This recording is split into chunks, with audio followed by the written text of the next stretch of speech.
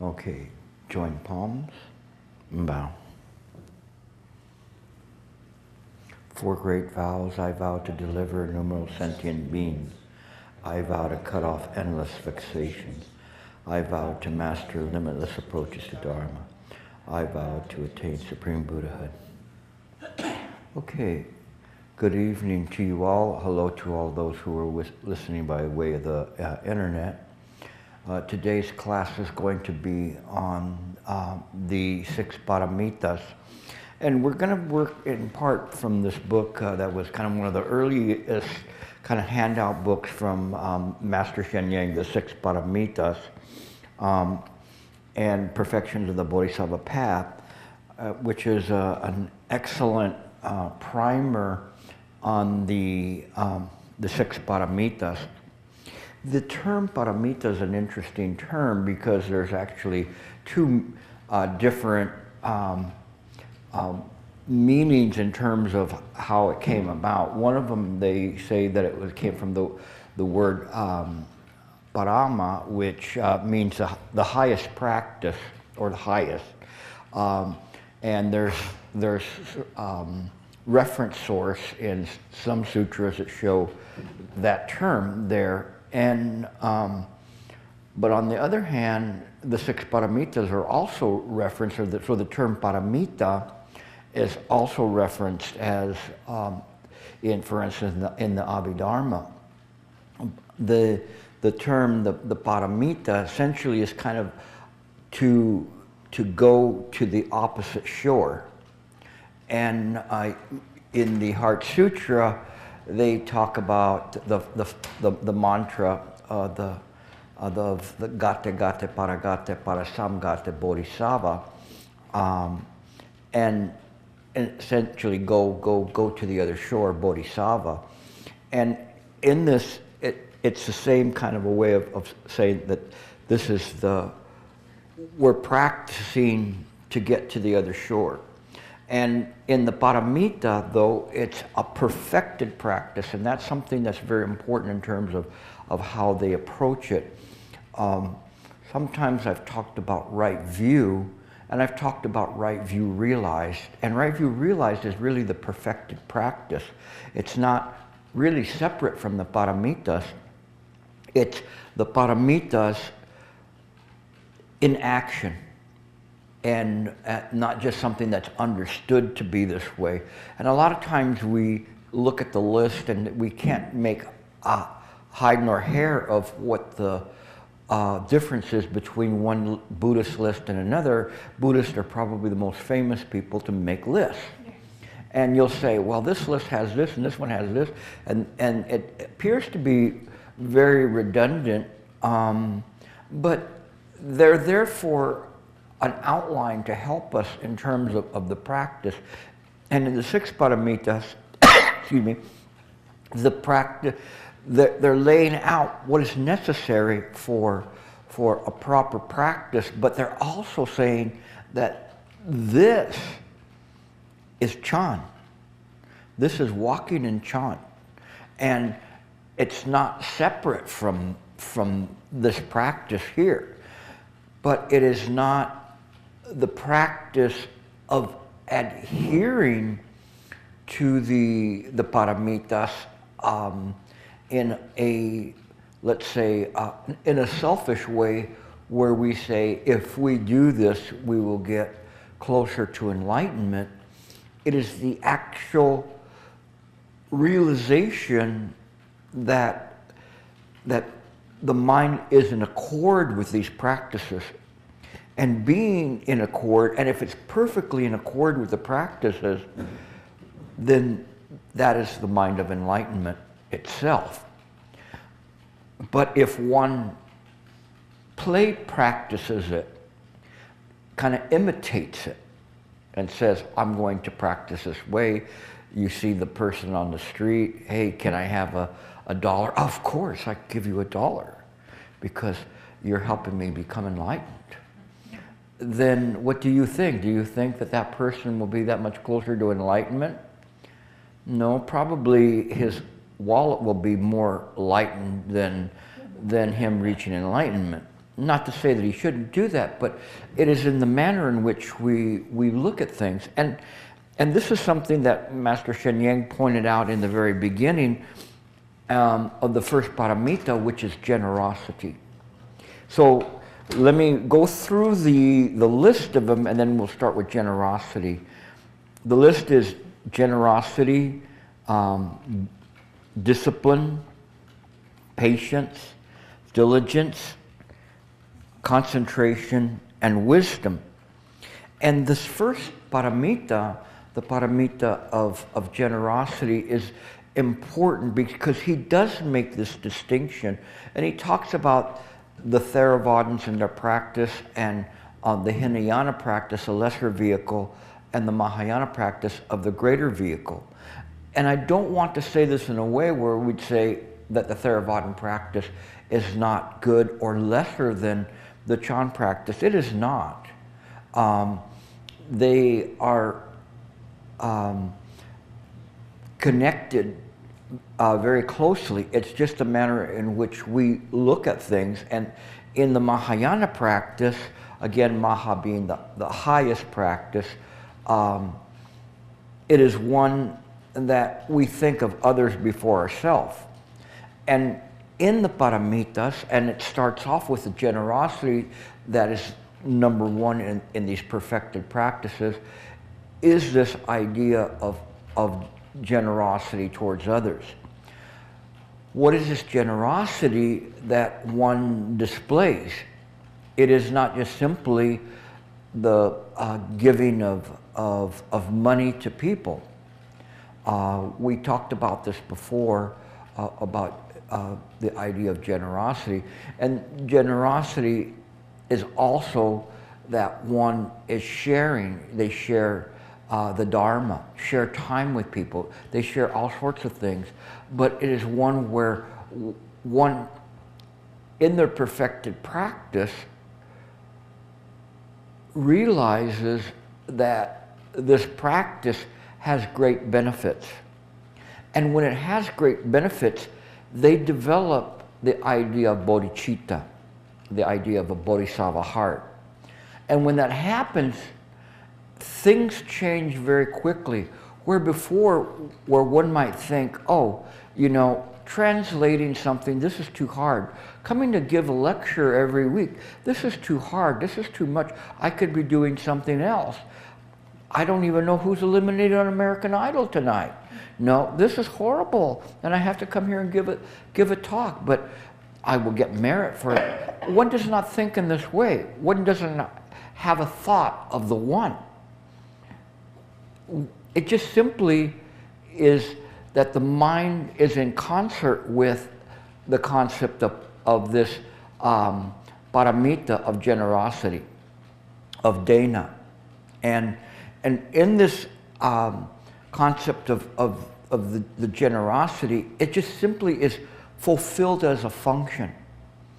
All of a sudden, what seemed to be before effort isn't effort.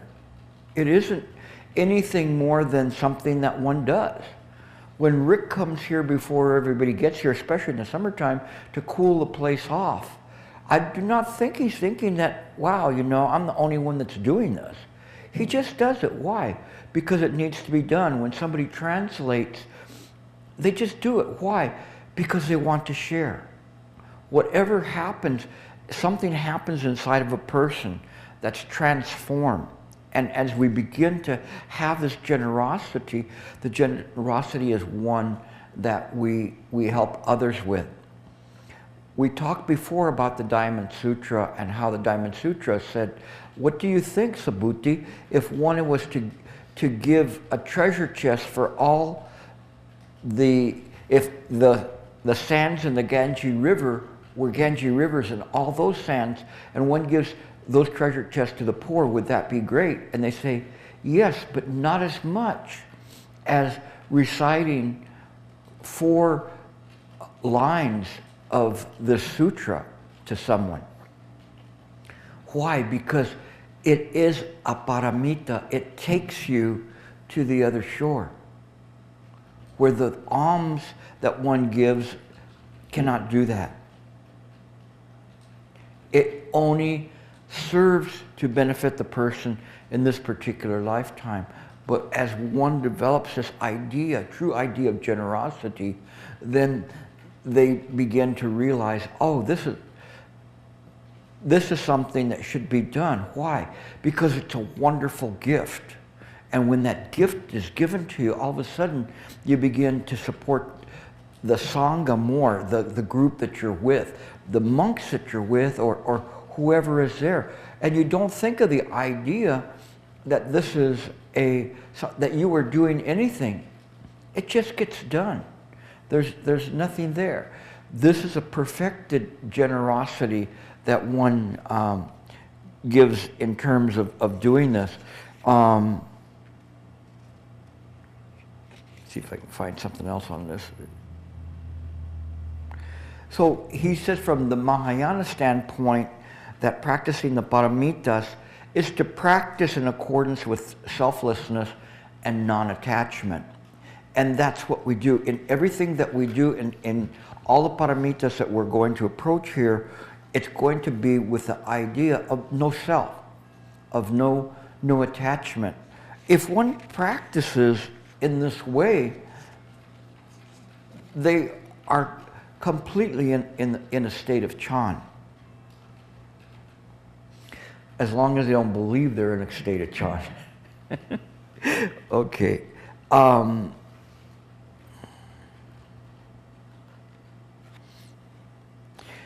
He mentions that the practice of generosity can be traced back to the early Nikayas and the Gamas from the Prajnaparamita Sutras and the Maha Prajnaparamita Sutras. So it goes back quite a ways in terms of our school.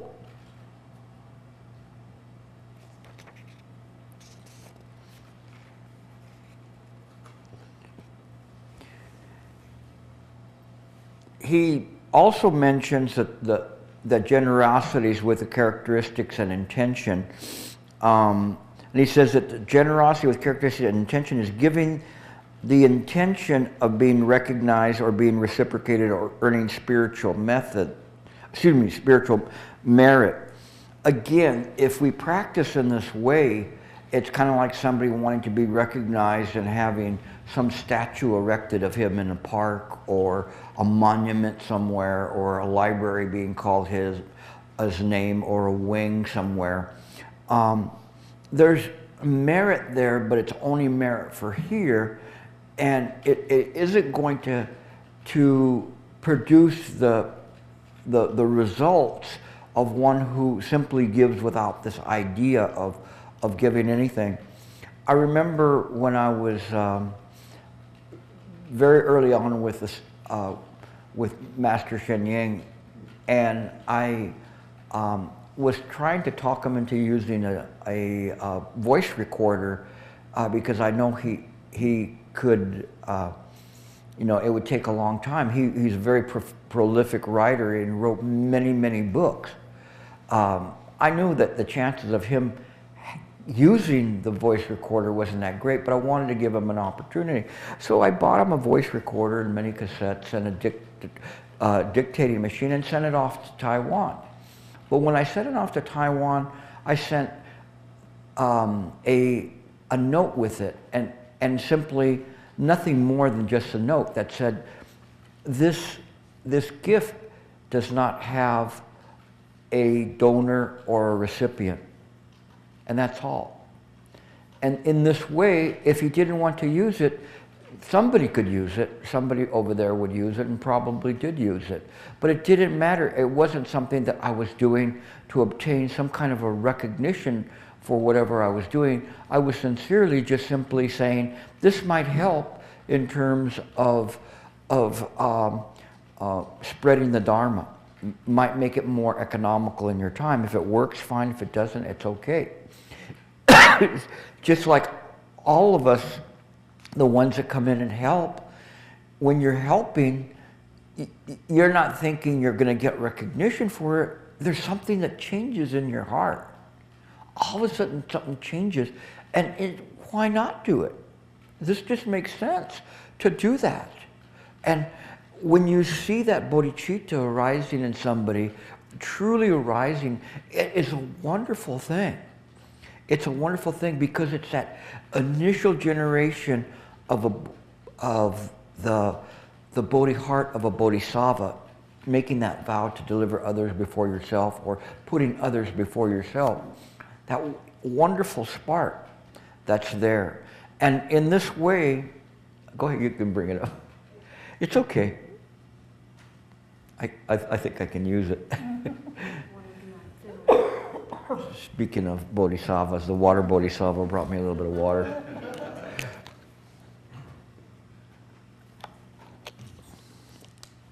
Even small things, they all contribute to whatever we do. And they're neither small nor large. They just are things that we do in terms of a function. And again, that is when it's a perfected practice. Now,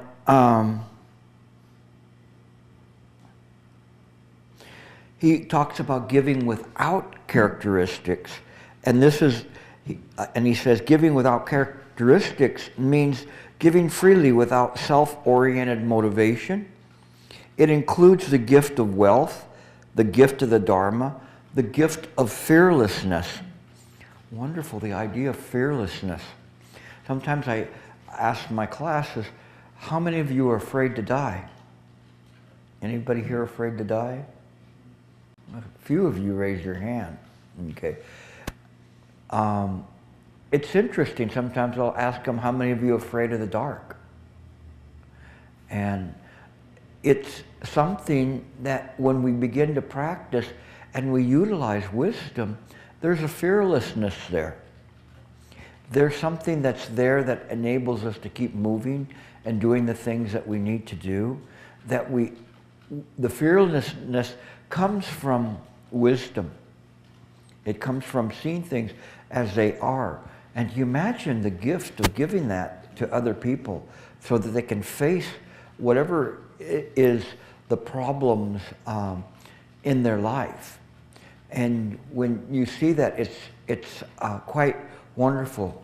Recently, a member of my family had just reached his 5th year of sobriety. And for people that are that way, 5 years is a pretty long time. So I sent him over a text telling him this was very, very wonderful. This was an incredible achievement and something that no one or no problem can take away from him. Only he could take it away. And so he sends me back this picture of this horse that has been tied loosely to a plastic chair. And I think it said something along the lines of that most of the time our problems are mostly mental, not actual problems. And I said, this reminds me of the Zen story of the master, where the student comes to him and says, Master, I need you to help me to release me from my bindings or the bonds on me. And the master said, who binds you? And the student, because he was ripe at that moment, got it right away. Indeed, who binds you?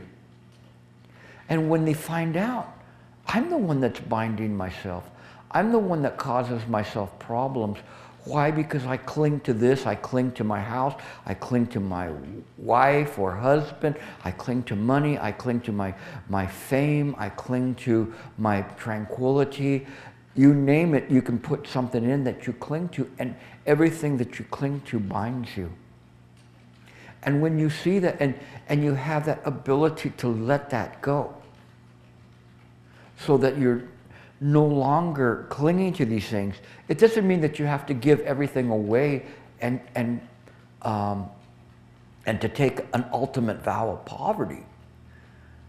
But what it means is that you don't hold to these things.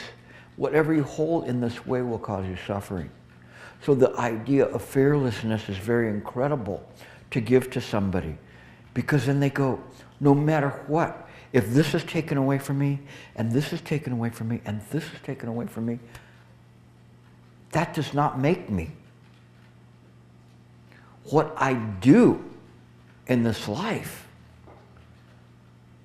the impact I make in this life is the mark. Not what other people think of me, but what I do, or what or how I want to be thought about.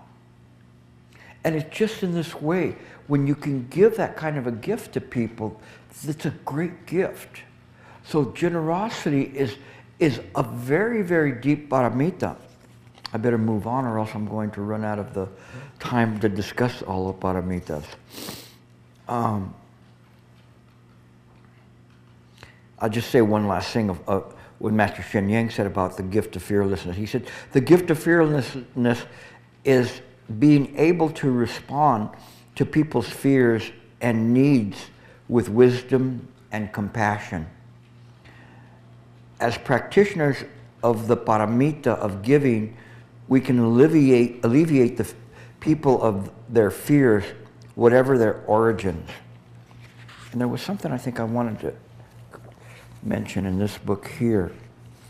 And in this part, in this particular book, there was a passage that was talking about things, and it said that without prajna insight, one may practice almsgiving or observe the rules of discipline, but this cannot be construed to be the perfection of almsgiving or the perfection of discipline. These are good deeds, but not paramitas. They're not perfections. The Mahayana doctrine of the Six Paramitas Sutra says, again, O Maitreya, that is only the observation of pure discipline.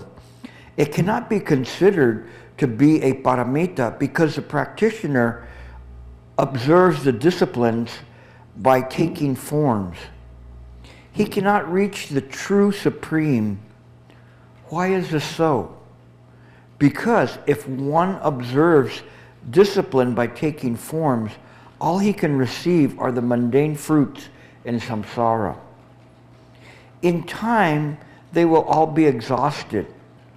But if one observes disciplines, not for himself, but for the sake of all sentient beings, and in doing so also observes the emptiness of the first principle without taking form of self and others, then he is said to truly practice the perfection of discipline, of sila paramita. That's the one we're coming up on in terms of morality. And in terms of doing this, what's being said here is that we practice for the benefit of others. We don't practice for the idea that I am getting somewhere, that I am polishing my mirror. Rather, what we do is we are cognizant that other people are in need of help, and that in some small way we can benefit them, and we use a vow to help the others. It is that vow that powers the six paramitas.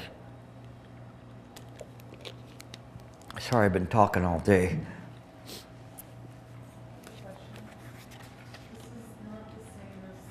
I'm sorry, you want to give her that? It's on.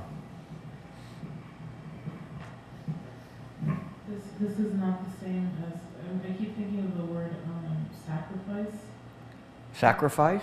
But we're not talking about sacrifice. What? It's almost like we're almost sacrificing ourselves for other people. At least that's what it sounds like. But I don't think that that's necessarily it. Maybe I'm misunderstanding. It isn't the sense of sacrifice where we're saying, okay, I'm going to sacrifice myself. It's more along the lines of wisdom, the actual perfection of the wisdom to say, this needs to be done. So who will do it? We start with very simple wisdom. For instance, where after a dinner, the young monk goes to the master. Master, will you teach me the way of Chan? He says, did you finish eating? And he said, yes. And he says, then wash your bowl. Because this is just the next thing to do. And so we use wisdom to see clearly everything that needs to be there. So it's not necessarily the idea of sacrifice, because there's no sacrifice, there's no self at that point. Sometimes we say we burn the self up in the present moment. So we burn the self up in the function. So if I'm thinking about teaching here, I would go, oh my gosh, I could be doing something else, or I could take a rest, or whatever. But no, the time comes for teaching. I appear. You ask me a question, I give you an answer. It's the function. So it's a good point that you're making about this. It's not a sacrifice. It is from the viewpoint of someone who looks at it and measures.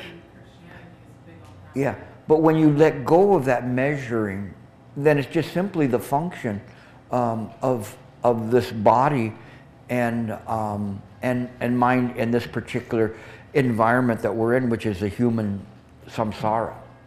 Okay? All right, we'll continue.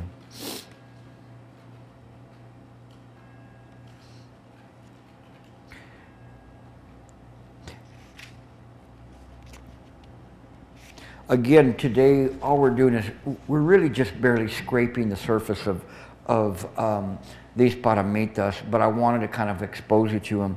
The second paramita is morality, or sila.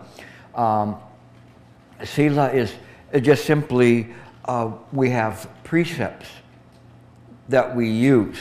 There are the 5 precepts of not killing, not stealing, not lying, not committing sexual misconduct, and not taking intoxicants. These are basic precepts, basic vows that we take. They are not commandments in the sense like from the Judeo-Christian belief system where someone has commanded you to do this.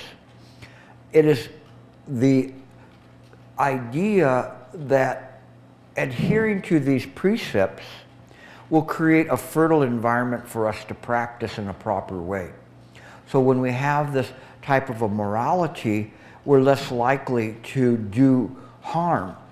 And if we won't find as much chances to practice the Dharma, let's say in a pool hall drinking, nothing about pool that's bad, but if you're there and you go there just simply to drink, or in a tavern, or somewhere where you really shouldn't be, then your mind is not creating a fertile environment for the practice, but it's creating a fertile environment for the habit of drinking alcohol or being in promiscuous situations. So it's the idea of not giving in to the self and selfish indulgence and the idea of the cravings of the flesh. And it's not something that we look at it and go that cravings of the flesh are bad, as much as it's something that if one is attaching to it in the wrong way, it will take us away from the practice. So these precepts are there as kind of basic guidelines to keep us in a way where we're reminded that we are practitioners. And it's very interesting. No, for instance, today I was driving somewhere and I made a right turn and there was a car in a left lane, and I wasn't anywhere close to it, but yet the person insisted on beeping their horn even though I wasn't even in their lane. And initially there was an idea in my mind of, who is this person to beep their horn at me for such a stupid thing? And I could feel physically an emotion rising up, and also a bit of anger, and as I felt that, and I felt it changing what I had in terms of a tranquility in my mind, I just resumed back to my practice. And when I resumed to the practice, it was like all of the blood pressure count went back down. Everything very quickly went back down. And it was forgotten. And there was nothing there. Maybe one day I won't be reacting at all to those things, but the very fact of being able to reel it in, we remember that we're practitioners, and the idea of the morality helps us do that, so we know exactly what we should be doing. In the Shurangama Sutra, there's an interesting part where Ananda, one of the disciples of the Buddha, because of the spell from this Matangi woman, found himself lying on a pad with the Matangi's daughter, and he went like, "How did I get here? You know, how did I end up here?" So Ananda was kind of speaking for all of us. I don't think any of you ever been in the wrong place at the wrong time. But anyway, if that happened, you know, you should know why you got there. And so I think it was the Shakyamuni Buddha told the Masha Kasyapa to make a special incantation that broke the spell, and then Ananda came back to the Jeta Grove, his clothes a little bit more out of position probably than normal. But then he went and asked the Buddha, how did that all happen, which gave birth to the Shurangama Sutra. But the idea is one that the precepts are there for our help. They're there for us to kind of measure our conduct, to see where we're at, measure the idea of how much self is in the present moment. Now, I think you'd probably all agree that when your self is present, you're more likely to make mistakes in your life than when it's not. And as you begin to practice, you'll find that the less self you have, the more peaceful you will find your life, and the more peaceful people around you will find your life. He also mentioned something very interesting, which will be my shameless plug for the Bodhisattva precepts again. And he says that these precepts only last a lifetime. The seed generated by taking and maintaining the Buddhist precepts can be regarded as a precept essence. Different from ordinary matter, this subtle essence is hidden, non-manifested form of Dharma or phenomena of form that arises from material phenomena such as body and speech.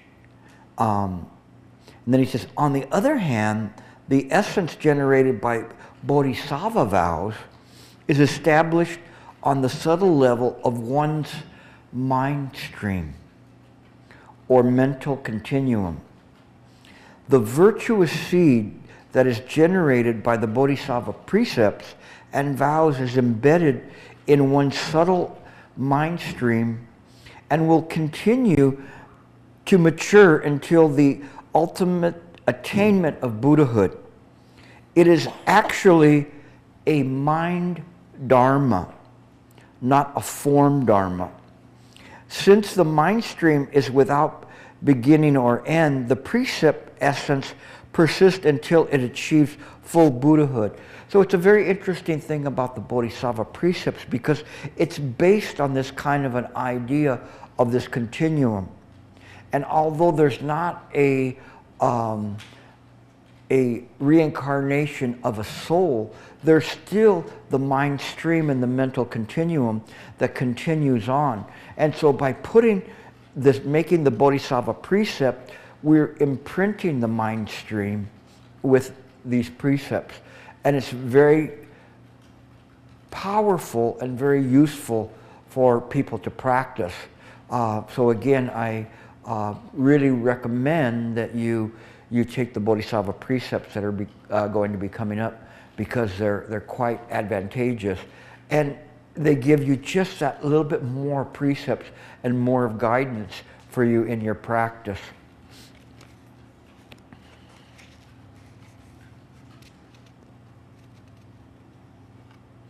And he says the very spirit of the Bodhisattva precepts is the vow to benefit others.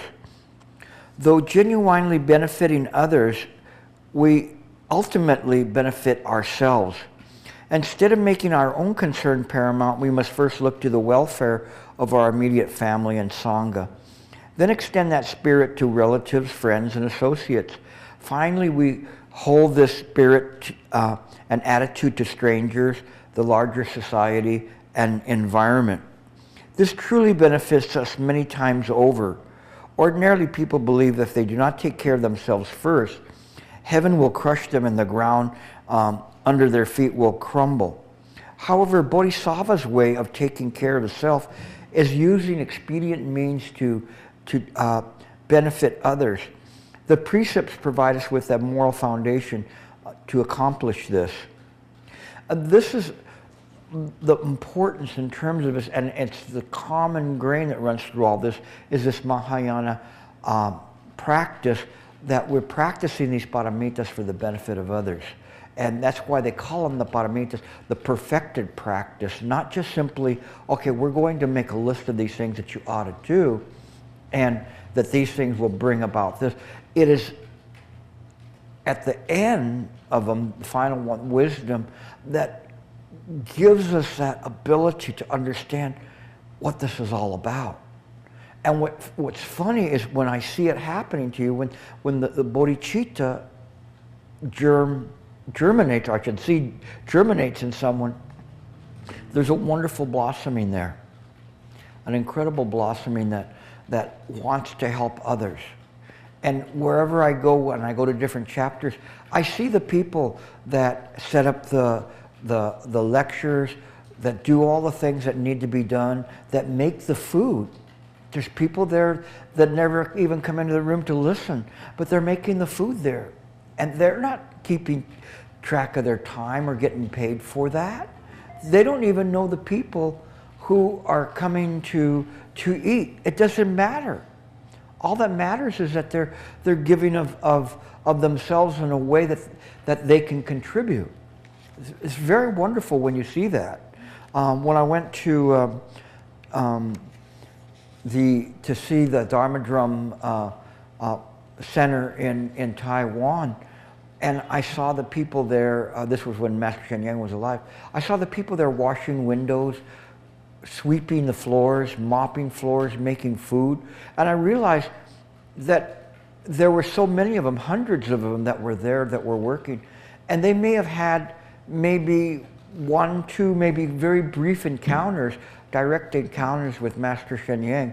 And to me, I felt, here I had the contact with Master Shen Yang, but these people, they also had the contact with him. Because they didn't really need to listen to him, talk to him in person. They just took it to heart. And that's all that's necessary, is that they made the Dharma their own through their function. And that's a wonderful part as we begin to follow the morality, we begin to follow the dana, the generosity. The third paramita is patience. And in this paramita, I think I'm only going to go through 3 of them tonight. Okay, well, it's called Kashanti. And reading from Master Shen Yang's book, he says, the Mahaprajna Paramita Sutra, the Sutra of Perfection of Wisdom, describes the practice of patience as a pacified patience. This means that when there is patience, the mind will be pacified.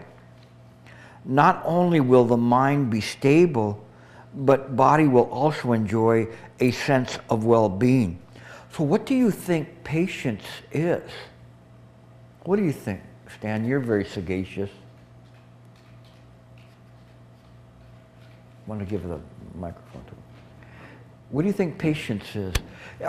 You guys all think about this for a moment.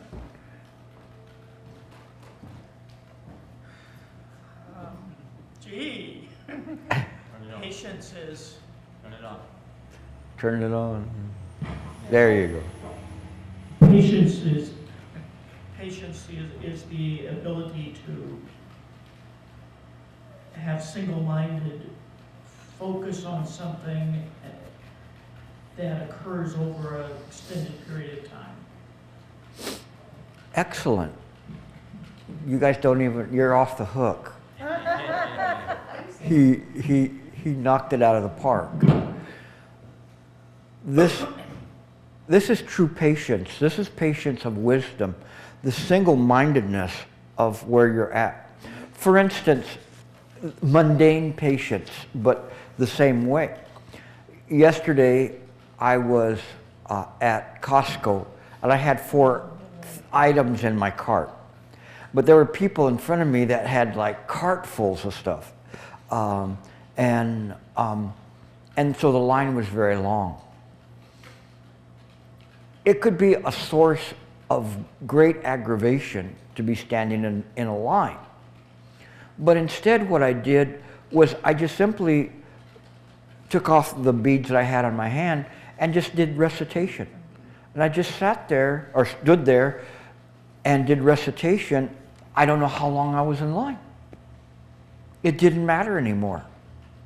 There was a single-minded purpose that I had to move forward every time the cart inched its way forward. But other than that, there was patience there.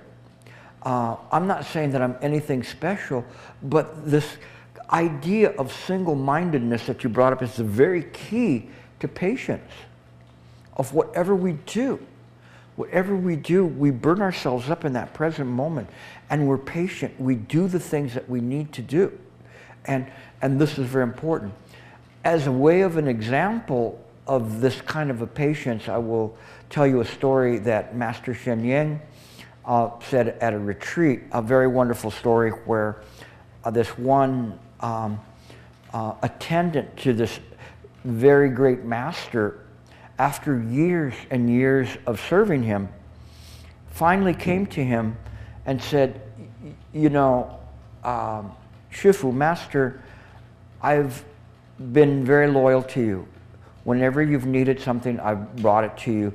I've washed your clothes, arranged your appointments.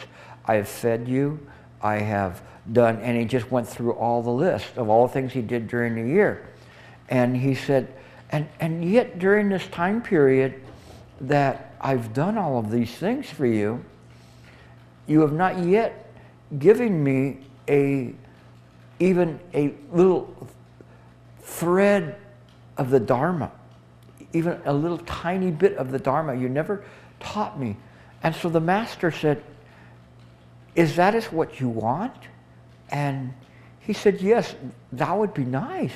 So the master kind of worked on his robe, and he had a loose thread there, and he pulled it up like that and held it in front of him, and he blew it right in the attendant's face. In that moment, the attendant was enlightened. The reason that he was enlightened was that he had practiced the 6 Paramitas perfectly. And he had patience, great patience. And the time was ripe for him because of his practice. It was perfected for him to be able to suddenly pierce through and have it all make sense. There is a second story to this that Master Shen Yang talked about, where this master had wanted to build this a monastery and a place for practice and Chan Hall and stuff. So he got all of his students together and said, I want you all to help me build this. So it took quite a long time. And during the time period, they were working and working and working for such a long time. And when they were doing it, one said, hey, you know, we've been doing this for quite a bit of time, but our master hasn't taught us anything. He hasn't taught us a thing since we started. And they went, that's right, we should go to him. So they all went to him in mass. and said, Shifu, we've been here for quite a long time building this Chan Hall and doing all these things for you, but you haven't taught us any Dharma. And he said, oh, you want a little bit of Dharma? And he goes, yeah, we want a little Dharma. So he loosened the thread from his robe and went, and they went, and? And nothing happened. And so the master was going, you fools, I've set up the perfect way for you all to become enlightened at one time. No, you just missed it. And so they didn't get very much out of this master. Shifu said that, then he said, well, at least they got patience. And so the idea is that it still wasn't perfected in them. They weren't at the level of this one monk who had done this for so many years and had ultimately perfected this and said, why not? The wisdom was there, the concentration was there, the generosity was there, the diligence, everything was there that enabled them to do that. And that great patience was there. Here, the group, because they didn't have that foundation, it didn't work on them, but the master was too ignorant to understand that. He lacked sufficient wisdom to be able to do that. It's not something that one can just repeat and do that. It takes a complete absorption in the practice for something to happen like that. And this attendant was someone that was like a crock pot, slow crock pot, cooking and cooking and cooking until his practice was completely tender and just there. And all he needed was a little tiny little flick or blowing of the thread to make it happen. But we have to have patience, but what these poor practitioners lacked was the rest of it. They lacked all the rest of the paramitas to have it a perfected practice. They all fit together. And as they fit together, this is the way that we practice it. I don't know if I read that part or not. Let me see. 1 second here. If we talked about that.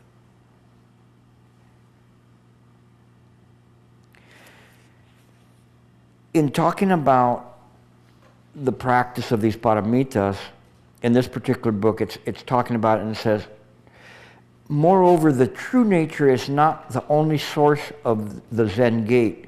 It is also the source of 10,000 things of the world. It is called the Dharma nature.